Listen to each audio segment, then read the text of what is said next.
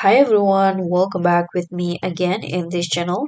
On today's video, I'm going to show you how you can restore deleted notes in Google Keep.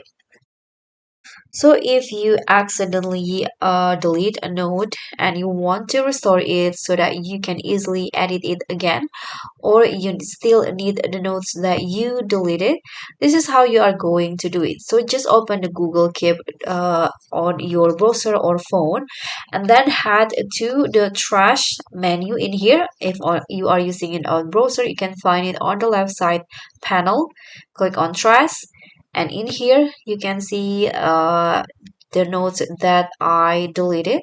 And to recover one, you can just go to the notes that you want to recover. So there are two options: delete forever and restore. So to restore, of course, just click on this restore option. And now the note has been restored. But you need to know that the notes in trash are deleted after 7 days. So after 7 days, you cannot restore the note again.